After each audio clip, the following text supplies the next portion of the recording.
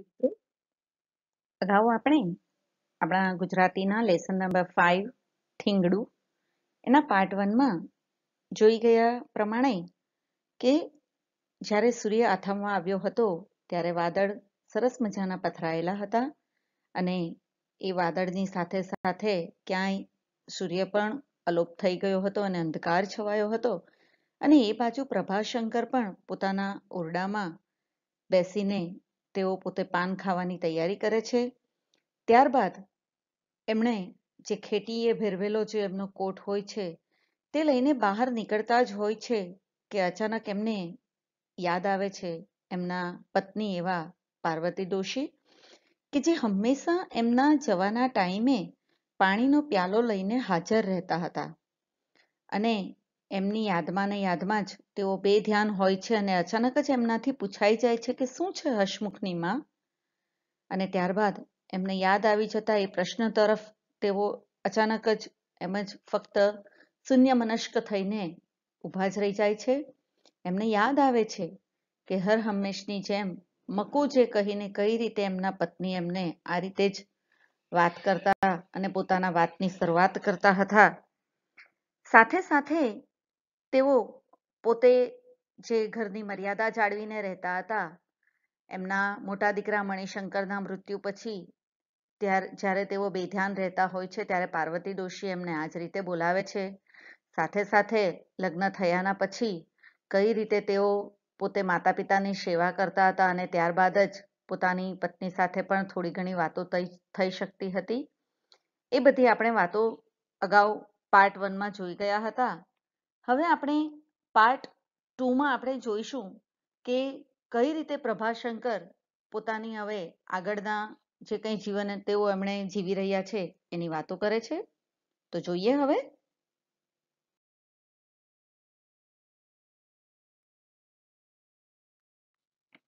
મરણ આવ્યું તે દિવસે પણ પાર્વતીએ આમ જ હાથ પકડીને રોકતા કહેલું, આજે ન જાઓ તો ન ચાલે?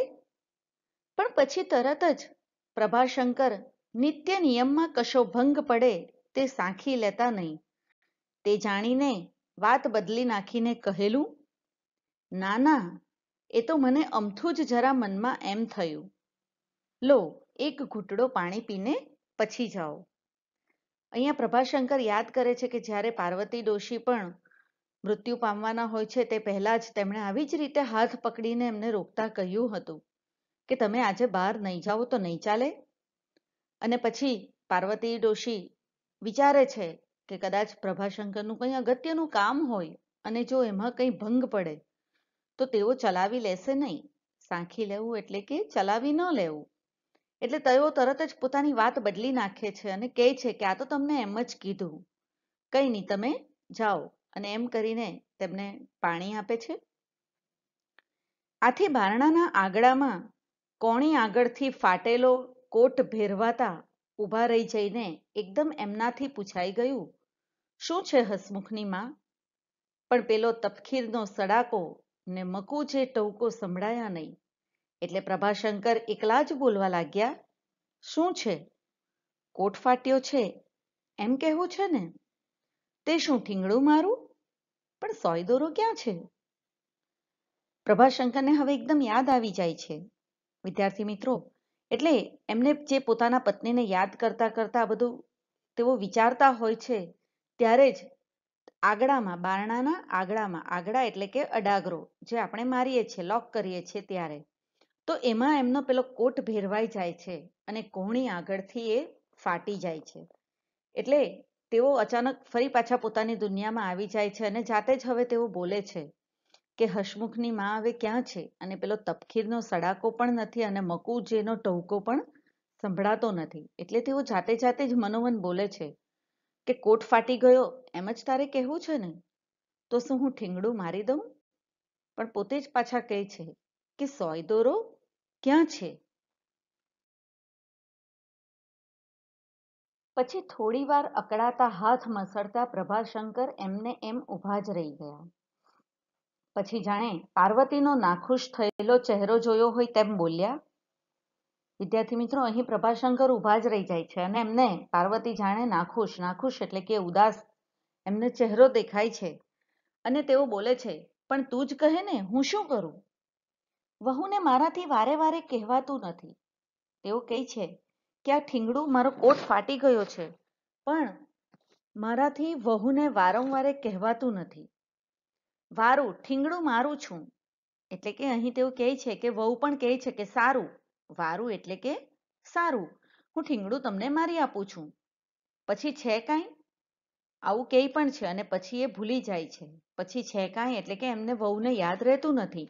આમ ઠીંગડું શબ્દ તેઓ ચારેક વાર ફરી ફરીને બોલે છે ને એમને વળી યાદ આવ્યું. એક સાથે 3-4 વર્ષ નબળા ગયા. એક સાથે 3-4 વર્ષ એટલે કે 3-4 વર્ષ એવા ખરાબ ગયા, એવું એમનું અહીં કહેવું છે કે જે કંઈ એમનું આવકનું સાધન હશે તે સમયે એમની સરખી કમાણી થતી નથી અને સામે ઘર ખોરડા આગમાં બળી ગયા. આગ લાગવાથી એમનું ઘર પણ બળી જાય છે. એક પણ ઓરડો, એક પણ રૂમ એમનો બાકી નથી રહેતો. પૂરેપૂરું ઘર એમનું આગમાં બળી જાય છે. જમીન તો તસુ સરખી હતી નહીં. એમની પાસે જમીન પણ નહીં હતી કે ખેતી કરીને પણ આવક તેઓ કમાવી શકે, કંઈક સારું એવું તેઓ અમને વળતર મળી શકે, માટે જમીન પણ ન હતી. બાપ ગામોટું કરતા. ગામોટું કરવું એટલે વિદ્યાર્થી મિત્રો, અહીં એમના જે પિતા હતા તેઓ ગોરપદ સંભાળતા. ગોરપદ સંભાળવું એટલે કે ગામે ગામે ફરીને જે કંઈ આપણે બ્રાહ્મણો જે કંઈ પૂજાપાઠ વિધિ કરાવે છે તે. બહેનોને પરણાવવાની. વર્ષ તો ખરાબ ગયા જ હતા, સાથે એમનું ઘર પણ આગમાં બળી ગયું હતું, જમીન પણ એમની પાસે હતી નહીં, એવું કંઈક આવકનું સાધન પણ નહીં હતું અને એમની બહેનોને પણ એમણે લગ્ન કરવાના હતા, પરણાવવાની હતી. આથી 15 વર્ષની વયથી જ પ્રભાશંકર એક વેપારીની દુકાને તમાકુના પડીકા વાળવા બેસી ગયા. અહીં વિદ્યાર્થી મિત્રો 15 વર્ષની ઉંમરે પ્રભાશંકર એક વેપારીની દુકાનમાં તેઓ તમાકુના પડીકા વાળવાની નોકરીએ લાગી જાય છે. વર્નાક્યુલર ફાઇનલ તો પાસ કરેલી. વર્નાક્યુલર એટલે કે જેમ અત્યારે તમે બોર્ડ એક્ઝામ આપો છો 10મું ધોરણ 12મું ધોરણ, એવી રીતે અગાઉના સમયમાં ધોરણ 7 એ ધોરણ 7ની જાહેર પરીક્ષા લેવામાં આવતી, એટલે કે બોર્ડ દ્વારા. એટલા માટે એમને વર્નાક્યુલર એટલે એમણે 7 ધોરણ તો પાસ કરેલું હતું. એટલે 5 વર્ષ રાહ જોયા પછી આખરે બહુ દૂરના અજાણ્યા ગામમાં 15 રૂપિયાની પ્રાથમિક શાળાના શિક્ષકની નોકરી મળી ગઈ. વિદ્યાર્થી મિત્રો, 5 વર્ષ રાહ જોયા પછી 7મું ધોરણ તેઓ પાસ કરે છે અને 5 વર્ષની, અહીંયા 15 વર્ષ તેઓ કહે છે કે એમના નોકરીએ લાગી ગયા. ત્યારબાદ તેઓ 5 વર્ષની રાહ જુએ છે અને પછી એમને દૂરના ગામમાં 15 રૂપિયાની, મહિનાના 15 રૂપિયાની પ્રાઇમરી ટીચર તરીકે એમને જોબ મળી જાય છે. પ્રાથમિક શાળાના, પ્રાઇમરી એટલે કે પ્રાથમિક શાળામાં શિક્ષકની નોકરી એમને મળી જાય છે, માસિક 15 રૂપિયાના પગારની. ઘર ખર્ચ, બહેનોના લગ્ન, આ બધું ઉપાડતા 35 તો થયા. અહીં એમની ઉંમર 35 વર્ષની થઈ જાય છે. પોતાની બહેનોના લગ્ન પણ તેઓ કરાવી દે છે. ઘરનો ખર્ચો ઉપાડવું, ઘરની જવાબદારી એમના માથે ખૂબ જ નાની ઉંમરમાં આવી જાય છે. એટલે વિદ્યાર્થી મિત્રો તેઓ કહે છે કે આ બધું કરતા એમની ઉંમર તો કેટલી થઈ ગઈ? 35 થઈ ગઈ. આખરે પ્રભાશંકરને પરણવાની અનુકૂળતા થઈ. અનુકૂળતા થવી એટલે કે હવે એમને ધ્યાન આવે છે, લગ્નનો એમનો સમય એમ જોવા જઈએ તો વીતી ગયો, છતાં પણ પોતાની લગ્ન કરવાની તેમને હવે જરૂર લાગે છે કે હવે એમનાથી આ બધી જ જવાબદારીઓ એમની પૂરી થઈ છે, હવે એમણે લગ્ન કરવા જોઈએ. પરણ્યા પછી આણું કરવા સાસરે ગયા ત્યારે પાર્વતી જોડે જે વાત થઈ તે તેમને યાદ આવી. પરણ્યા પછી આણું કરવા. આણું કરવું એટલે વિદ્યાર્થી મિત્રો, જ્યારે લગ્ન થાય છે ત્યારે પતિ પત્ની એટલે કે પત્ની બીજે દિવસે, લગ્નના બીજે દિવસે પોતાના પિયર એટલે કે પોતાના માતા પિતાના ઘરે જાય છે અને પછી એમના પતિ એ જ દિવસે એમને લેવા માટે ત્યાં જાય છે ઘરે અને ફરી પાછું સાસરે આવવાનું હોય છે. એને આણું કરવું એ રીતે કહેવાય છે. તો પોતે સાસરે ગયા હતા પોતાની પત્નીને આણું કરવા એટલે કે લેવા માટે. ત્યારે પોતાની પત્ની જોડે જે વાત થાય છે તે તેમને યાદ આવે છે. એમણે કહેલું, મારી તો ઉંમર મોટી થઈ, સંસારનો ધસરડો કરતા મારો રસ્તો બધો સુકાઈ ગયો, તને મારી જોડે ફાવશે? અહીંયા વિદ્યાર્થી મિત્રો એવો હવે પોતાની બધી હકીકત પોતાની પત્ની સાથે તેઓ વાત કરે છે અને કહે છે કે મારી ઉંમર તો મોટી થઈ ગઈ, એટલે કે હું આટલા વર્ષનો તો હવે થઈ ગયો, સંસારનો ધસરડો એટલે કે કોઈ પણ કામ આપણી અનિચ્છાએ એટલે કે આપણી મરજી ના હોય તો પણ કરવું. આપ સૌ જાણો છો, અગાઉ કહ્યું તેમ લેખક આપણને જણાવે છે કે 15 વર્ષની વયથી એમના ઉપર ઘરની જવાબદારી આવી જાય છે અને આજ બધી નાની અમસ્તી ઉંમરમાં તેમણે ઘણું બધું એવું પોતે જવાબદારી ઉપાડી. એટલે તેઓ કહે છે કે મારે ઘણું બધું એવું કામ નાની ઉંમરમાં મારે માથા પર એટલી જવાબદારી હતી, એટલે જે કામ નહીં કરવાનું હતું એ પણ બધું જ મારે અનિચ્છાએ કર્યું હતું. એટલે સંસારનો આ ધસરડો કરતા મારો રસ્તો સુકાઈ ગયો, એટલે કે જીવનમાંથી હવે કંઈ રસ રહ્યો જ નથી, કંઈક એવી ઈચ્છા, કંઈક એવી મારી સંવેદના રહે જ નથી. તને મારી જોડે ફાવશે? એમને કહે છે કે શું મારી સાથે આ રીતે રહેતા તને ફાવશે? પાર્વતીએ એની સખીએ શીખવેલો જવાબ આપ્યો હતો. આપ સૌ જાણો છો કે લગ્ન થવાના હોય ત્યારે જે કંઈ સ્ત્રીની બેનપણીઓ હોય છે એમની જોડે વાતો થાય છે તે પ્રમાણે પાર્વતીને પણ એની સખીએ એટલે કે એની જે કોઈ ફ્રેન્ડ હશે એ એમને જવાબ શીખવ્યો હોય છે. તે જ અહીંયા કહે છે, તમે જ મારે મન બધું છો, પછી મારે બીજા કશાની શી જરૂર છે? અહીંયા આપ સૌ જાણો છો તે પ્રમાણે એ કહે છે કે તમે જ મારા માટે તો બધું છો, એવું કહે છે પ્રભાશંકરને પાર્વતી, અને મારે બીજી કોઈ વસ્તુની હવે જરૂર નથી, મને હવે કોઈ એવી ઈચ્છા નથી. પ્રભાશંકરે ઉમેરેલું, પણ અમારા ઘરમાં તો એક સાંધ્યે ત્યાં 13 તૂટે તેવો ઘાટ છે. એક સાંધતા 13 તૂટવું. વિદ્યાર્થી મિત્રો, અહીંયા કહેવત છે, એક સાંધ્યે ત્યાં 13 તૂટે, એટલે કે એક મુશ્કેલીમાંથી જઈ તઈ આપણે બહાર નીકળતા નથી ત્યાં બીજી સામે તરત જ અન્ય મુશ્કેલી આવીને ઊભી જ રહી જવી. એનો અર્થ આ થાય છે. એટલે પ્રભાશંકર પણ અહીંયા પોતાની પત્નીને એ જ કહે છે કે મારે ત્યાં તો એક મુશ્કેલીમાંથી હજુ હું બહાર નહીં નીકળું ત્યાં અનેક મુશ્કેલીઓ મારી સામે આવી જ જતી હોય તેવો ઘાટ છે. એટલે કે એવું અહીંયા તો મારું જીવન છે. સંસાર ભોગવવા કરતા થીંગડા મારવાનું જ કામ તારે કરવું પડશે. થીંગડું મારવું એટલે કે મુશ્કેલીને આપણે દૂર કરવી. અહીં આપણે કહેવતના પ્રમાણે એ પ્રમાણે જોઈએ તો એટલે કહે છે પ્રભાશંકર કે સંસાર ભોગવવા કરતા એટલે કે જીવનનું જે લગ્ન કરીને આવે છે અને જે કંઈ તારા મનમાં જે કંઈ ઓરતા હશે, જે કંઈ તારા મનમાં ઈચ્છાઓ હશે, એના કરતાં તો તું ઘરમાં જ એટલી બધી મુશ્કેલીઓ છે કે એ જ મુશ્કેલીઓને તારે ઠીંગડા મારવાનું, એટલે કે એમાંથી બહાર કઈ રીતે નીકળવું, એને કઈ રીતે ઢાંકી દેવું. ઠીંગડુંનું કામ શું છે કે જે કોઈ જગ્યાએ કંઈક વસ્તુ ફાટેલી હોય તો એમાં આપણે કોઈક બીજો કાપડ મૂકીને આપણે એને સાંધી દઈએ છીએ, એટલે કે કંઈક જે કંઈ ખરાબ હોય તે આપણે છુપાવી દઈએ છીએ. જીવનનું પણ કંઈક આવું જ છે વિદ્યાર્થી મિત્રો, કે આપણી મુશ્કેલીઓ હોય તો એ મુશ્કેલીઓને આપણે કઈ રીતે દૂર કરી શકીએ, અને દૂર નહીં કરી શકીએ તો પણ એ મુશ્કેલીમાંથી થોડે ઘણે અંશે આપણે કઈ રીતે બહાર નીકળી શકીએ, આપણા દુઃખને આપણે કઈ રીતે હળવું કરી શકીએ. તો એ જ કામ તારે ઠીંગડા મારવાનું કામ તારે કરવાનું છે. પાર્વતીએ ઉલટભેર કહેલું, વારું, તમે કહેશો તેટલા ઠીંગડા મારી આપીશ, ઠીંગડા મારતા હું નહીં થાકું.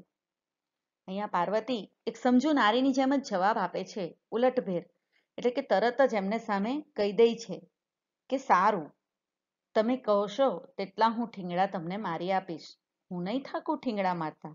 એટલે કે ગમે તેવી મુશ્કેલીઓ પણ આવશે તો પણ એ મુશ્કેલીઓને હું દૂર કરવામાં તમારી સાથે હું ઊભી રહીશ, હું નહીં થાકીશ ઠીંગડા મારતા, એટલે કે મુશ્કેલીઓને પચાવતા હું નહીં થાકું. પણ આજે એ ક્યાં છે? એ આખરે થાકી જ ને. હવે પ્રભાશંકર અહીંયા ફરી પાછા પોતાના જીવનમાં આવી જાય છે, પોતાની વાતો પર આવી જાય છે અને કહે છે કે એણે તો મને કહ્યું હતું કે હું નહીં થાકું ઠીંગડા મારીને, પણ આજે એ ક્યાં છે? એ પણ આખરે તો થાકી જ ને, એવું કહે છે. વિદ્યાર્થી મિત્રો, આ જે વાક્ય છે એ પણ બોર્ડની એક્ઝામમાં વિરામ ચિહ્નમાં તમને પૂછાઈ શકે છે. પણ આજે એ ક્યાં છે? એ આખરે થાકી જ ને. અહીં પ્રશ્ન ચિહ્ન અને ઉદ્ગાર ચિહ્નનો ઉપયોગ થયો છે. દેવ આગળ દીવો કરવા અને ફાનસ સળગાવવા પ્રભાશંકરે દિવાસળી શોધી. વિદ્યાર્થી મિત્રો, અહીં દેવ આગળ દીવો કરવા એટલે કે ભગવાનના મંદિર પાસે, દેવ આગળ એટલે કે મંદિર પાસે દીવો કરવા અને ફાનસ સળગાવવા પ્રભાશંકરે દિવાસળી શોધી, પણ જડી નહીં. ફાનસ સળગાવવું એટલે કે ગામડામાં જ્યારે લાઇટ જાય કે એવું કંઈક પણ થાય, અંધકાર હોય તો ત્યારે ફાનસ સળગાવવામાં આવે છે, જેને આપણે લાલટેન કહીએ છીએ. પણ દિવાસળી શોધતા એક દાબડામાંથી સોય દોરો જડ્યા. તેઓ દિવાસળી શોધવા જાય છે, જડી નહીં એટલે કે મળી નહીં, શોધી પણ મળી નહીં. ત્યાં તેમને એક દાબડામાંથી, દાબડા એટલે કે એક બોક્સમાંથી, એક ડબ્બામાંથી સોય દોરો જડ્યા એટલે કે મળ્યા. એ લઈને પ્રભાશંકર ઓટલે ગયા. એ લઈને તેઓ ઓટલા પર બેસે છે. શેરીના દીવાને અજવાળે એમણે કેટલું ઠીંગણું મારવું પડશે તેનો અંદાજ કાઢી લીધો. શેરીમાં જે પેલો દીવો સળગતો હતો તેના અજવાળે તેમણે ઠીંગણું કેટલું મારવું પડશે. પેલું કોટ એમનો જે ફાટી ગયો હતો કોણીએથી, એલ્બો, કોણી એટલે કે એલ્બો, ત્યાં ફાટી ગયું હતું. એટલે તેઓ અંદાજ લગાવે છે, એટલે કે આશરો કાઢે છે કે એમને કેટલું ઠીંગણું મારવું પડશે. પોતાની બેસવાની ગાદી નીચે સંઘરેલા ગાભા ચિથરામાંથી માપસરનો એક ટુકડો કાઢ્યો. પોતે જે ગાદી પર તેઓ બેસે છે તેના સંઘરેલા એટલે કે એમણે કલેક્ટ કરેલા હતા, ભેગા કરી રાખેલા હતા. ગાભા ચિથરા એટલે કે જે કોઈ જૂના કપડાં હોય, ફાટી ગયેલા હોય, એના થોડા ઘણા જે કંઈ આપણે કાપડ રાવા દીધેલા હોય એને ગાભા ચિથરા કહેવું, નકામા કાપડો. તેમાંથી તેઓ માપસરનો, જે પેલો ફાટી ગયેલું હતું એના માપનું તેઓ એક ટુકડો કાપડનો શોધી કાઢે છે. એનો રંગ કોટના રંગને મળતો નહોતો આવતો. એમનો કોટ જે હતો એ કલરનો, એ પેલું માપસરનો જે એમણે ટુકડો શોધ્યો ઠીંગણું મારવા, તે એની સાથે મેચ થતો ન હતો. રંગને મળતો નહોતો આવતો એટલે કે મેચ નહોતો થતો હતો. પણ એવું કપડું ક્યાંથી લાવવું, એટલે કે મેચિંગ કપડું ક્યાંથી લાવવું? આ કોટને હસમુખ જેટલા વર્ષ થયા. તેઓ અહીંયા જણાવે છે કે નાનો દીકરો જે હસમુખ છે તેના જેટલા વર્ષ થયા તેટલા વર્ષ આ કોટને પણ થયા. મિલિટરીના સસ્તે ભાવે કાઢી નાખેલા કપડામાંથી મણિશંકર એ લઈ આવેલો. મિલિટરી હોય છે તેના જે સસ્તા ભાવે કપડા બધા કાઢી નાખે છે, તો કે મણિશંકર એમનો મોટો દીકરો આ કોટ ત્યારે એમના માટે લઈ આવેલો હતો. આ પ્રભાશંકર યાદ કરે છે. દીવાને અજવાળે પ્રભાશંકરે આંખ ઠેરવીને સોયમાં દોરો પરોવવાનો પ્રયત્ન કર્યો. અહીં પેલા દીવાનું અજવાળું જે આવે છે વિદ્યાર્થી મિત્રો, એમાંથી પ્રભાશંકર આંખ ઠેરવીને એટલે કે પેલા સોયનું જે કાણું હોય છે એમાં બરાબર તેઓ આંખથી આંખ લગાવીને જુએ છે, એના ઉપર કોન્સન્ટ્રેટ કરે છે કાણું ઉપર, અને પેલો દોરો પોરવવા માટે, પોરવવો એટલે કે એ કાણામાંથી પાસ કરવું, એમાં પ્રયત્ન કરે છે. દોરીને થૂંકથી ભીની કરીને તેઓ સોયમાં દોરો પરોવવા જાય છે અને દોરીને થોડી થૂંકથી ભીની કરે છે, જેથી એનો જે પોઈન્ટ જે છે તે સરખો કરી શકાય, કે જેથી એ કાણુંમાં બરાબર પરોવાય. છેડે વડ ચડાવ્યો. વડ ચડાવવો એટલે કે અંગૂઠો અને પહેલી આંગળી ભેગી કરીને દોરીને ગોળ ગોળ ફેરવવી અને વડ ચડાવવું કહેવાય છે, જેથી કરીને એ ફરી પાછું આંટી પર આંટી ચડે છે. વડ ચડાવવું એટલે કે આંટી પર આંટી ચડાવવી. ઘણા પ્રયત્નો કર્યા પણ સોયનું નાકું દેખાય તો ને. ઉંમર થઈ ગઈ હતી પ્રભાશંકરની, એટલે એમની જે આંખ હતી એ નરી આંખે, એટલે કે પોતાની આંખથી તેઓ આ સોયનું નાકું એટલે કે જે પેલું કાણું આવે છે તે જોઈ શકતા નથી. એટલામાં શેરીના દીવા આગળ રમતા એક કિશોરની એ તરફ નજર ગઈ. પ્રભાશંકર પેલા સોયમાં દોરો પરોવવાનો પ્રયત્ન કરતા હોય છે એ સમયે એક કિશોર એટલે કે ટીનેજનો એક છોકરો, કિશોર અવસ્થા એટલે કે ટીનેજની અવસ્થા, એ કિશોર એક બાળકની નજર આ પ્રભાશંકર ઉપર પડે છે. થોડી વાર સુધી તો તેણે પ્રભાશંકરના નિષ્ફળ પ્રયત્નોને કુતૂહલથી જોયા કર્યા. કુતૂહલ એટલે કે આશ્ચર્યથી, એ નવાઈથી જોયા કરે છે. એને થાય છે કે આ પ્રભાશંકર શું કરે છે, આ દાદા શું કરે છે. અને નિષ્ફળ પ્રયત્નો એટલે કે એને ખ્યાલ આવે છે કે દાદા પેલા સોયમાં દોરો પરોવવાનો પ્રયત્ન કરે છે પણ તેઓ એમાં સક્સેસ થતા નથી, નિષ્ફળ થયા, એટલે કે એ પોતે બરાબર આ કામ કરી શકતા નથી. પછી એ પાસે આવીને બેઠો અને ભીતના પોપડા ઉખેડતો પ્રભાશંકરના પ્રયત્નોને જોઈ રહ્યો. એ નજીક આવી જાય છે. પેલા દાદા જ્યારે સોયમાં દોરો પરોવવાનો પ્રયત્ન કરે છે અને ભીત ઉપર જે પેલા પોપડા બાજેલા હોય છે, જૂનો કલર થઈ ગયો હોય ત્યારે જે પોપડીઓ ઉખડે છે તો તે પણ આ પોપડાઓને ઉખેડતો ઉખેડતો પેલા પ્રભાશંકર જે પોતે આ પ્રયત્ન કરે છે દોરો પુરવવાનો તે જોયા જ કરે છે. પ્રભાશંકરનું એના તરફ ધ્યાન ગયું એટલે એમણે કહ્યું, કોણ છો બેટા? દયાશંકરનો મનુ કે? પેલા કિશોરે કહ્યું, હા દાદા. અહીંયા પ્રભાશંકરને હવે ખબર પડે છે વિદ્યાર્થી મિત્રો, એટલે તેઓ કહે છે પેલા બાળકને, કોણ છે બેટા? એટલે કે કોણ છે દીકરા તું? દયાશંકરનું મનુ કે? એમના જે કંઈ આડોશ પાડોશી હશે એમાં દયાશંકર નામના કોઈ ભાઈ હશે, એમનો દીકરો છે આ મનુ, એટલે તેઓ કહે છે કે દયાશંકરનું મનુ છે કે? તમે પણ અચાનક કોઈક અજાણ્યાને મળો છો તો તમારા પપ્પાના નામે તમને પૂછતા હશે કે હા ભાઈ તું ફલાણા ભાઈનો દીકરો કે, એમ કરીને. તેમ અહીંયા કહે છે કે દયાશંકરનો મનુ કે? એટલે પેલો બાળક જે છે તે કહે છે કે હા દાદા, હું એ જ છું. હવે વિદ્યાર્થી મિત્રો, આ બાળક અને પ્રભાશંકર આ બંનેની વાતો આગળ કઈ રીતે વધે છે અને કઈ એ વાતોમાં પોતે બાળ વાર્તાની જે એની પાસે હઠ કરે છે અને પ્રભાશંકર એને અહીંયા કઈ વાતો કરશે અને કઈ રીતે પોતાની જે આ ઠીંગણું મારવાની જે મુશ્કેલી છે, સોયમાં દોરો પરોવવાની જે મુશ્કેલી છે, એને આગળ કઈ રીતે આ વાત આગળ વધે છે તે ફરી પાછા આપણે પાર્ટ 3માં જોઈશું. ત્યાં સુધી આપ સૌ આનો અભ્યાસ કરતા રહેજો અને જલ્દીથી આપણે ભાગ 3 લઈને ફરી મળીશું. ત્યાં સુધી આવજો.